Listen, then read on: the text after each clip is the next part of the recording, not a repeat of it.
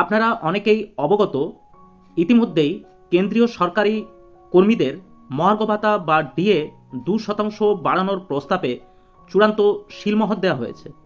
সরকারের এই সিদ্ধান্তের ফলে সরাসরি উপকৃত হতে চলেছেন দেশের প্রায় 50 লক্ষের মতো কর্মরত কর্মী এবং 68 লক্ষের মতো পেনশনভোগী কর্মীরা।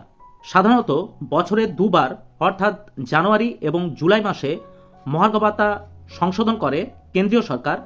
এবারেও এই 2% বৃদ্ধির ফলে কেন্দ্রীয় সরকারি কর্মীদের মোট বকেয়ার পরিমাণ 58% থেকে বেড়ে দাঁড়ালো 60%।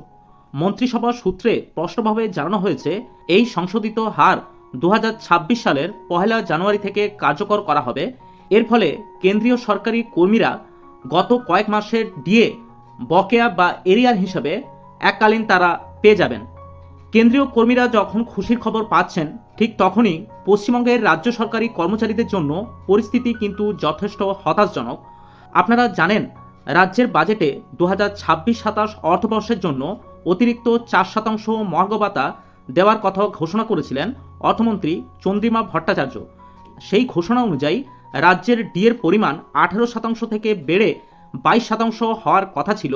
তবে এই 4% ডিএ বাজেটে ঘোষণা করা হলেও পশ্চিমবঙ্গ অর্থ দপ্তরের পক্ষ থেকে এখনও পর্যন্ত কোনো সরকারি বিজ্ঞপ্তি বা নোটিফিকেশন প্রকাশ হয়নি। স্বাভাবিকভাবেই রাজ্য সরকারি কর্মচারীদের মধ্যে তীব্র অসন্তোষ দেখা দিচ্ছে। একদিকে কেন্দ্রের ডিএর হার যখন 60%তে পৌঁছে যাচ্ছে, তখন রাজ্যের কর্মীরা কেবলমাত্র 18% হারে তারা ডিএ পাচ্ছেন। বর্তমানে কেন্দ্র এবং রাজ্যের মহার্ঘ ভাতার এই বিপুল পরিমাণ ফারাক দাঁড়িয়েছে 38%। বকেয়া ডিএ মিটিয়ে দেওয়া এবং কেন্দ্রীয় হারে মহার্ঘ ভাতার দাবিতে দীর্ঘদিন ধরে আন্দোলন চালিয়ে যাচ্ছেন রাজ্যের কর্মীরা। তবে এই মুহূর্তে পশ্চিমবঙ্গের বকেয়া ডিএ নিয়ে দীর্ঘদিনের অনিশ্চয়তার মধ্যে একটি বড় আপডেট সামনে আসছে। নবান্নে পৌঁছেছে গুরুত্বপূর্ণ ফাইল, যা ঘিরে আশার আলো দেখছেন রাজ্যের শিক্ষক এবং শিক্ষাকর্মীরা। সুপ্রিম কোর্টের নির্দেশ মেনে বকেয়া ডিএ মেটানোর প্রক্রিয়া ইতিমধ্যেই শুরু করেছে রাজ্য সরকার এবং শোনা যাচ্ছে সম্প্রতি শিক্ষকদের বকেয়া ডিএ মেটাতে স্কুল শিক্ষা এবং উচ্চশিক্ষা দপ্তরে চিঠি দেয় অর্থ দপ্তর। এরপর শিক্ষা দপ্তর থেকে বকেয়া মহার্ঘ ভাতা সংক্রান্ত ফাইল নবান্নে পাঠানো হয়েছে। প্রশাসনিক মহলের মতে এর ফলে ডিএ মেটানোর প্রক্রিয়া দ্রুত এগোতে পারে এবং এই নিয়ে ঠিক কী পদ্ধতিতে শিক্ষক এবং শিক্ষাকর্মীদের ডিএ দেওয়া হবে তা জানতে স্ট্যাটাস অপারেটিং প্রসিডিওর অর্থাৎ এসওপি চাওয়া হয়েছিল। সেই অনুযায়ী তালিকা তৈরির কাজ চলছে। বিশ্ববিদ্যালয়গুলির কাছ থেকেও শিক্ষক এবং শিক্ষাকর্মীদের বিস্তারিত তথ্য সংগ্রহ করা হয়েছে।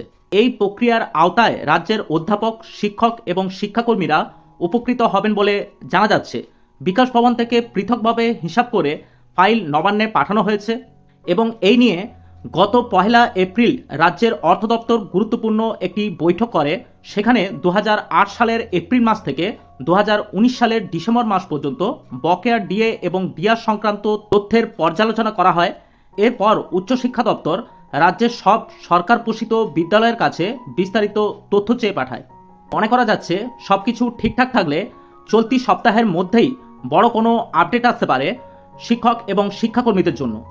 আপনারা অবশ্যই আমাদের চ্যানেলটি সাবস্ক্রাইব করে রাখতে পারেন। বকেয়া ডিএ সংক্রান্ত যে কোনো ধরনের আপডেট এই চ্যানেলে আমরা ভিডিওর মাধ্যমে আপনাদের কাছে তুলে ধরব। আজ এই পর্যন্তই, দেখা হচ্ছে পরের নতুন কোনো ভিডিওতে। নমস্কার, ভালো থাকবেন, ধন্যবাদ।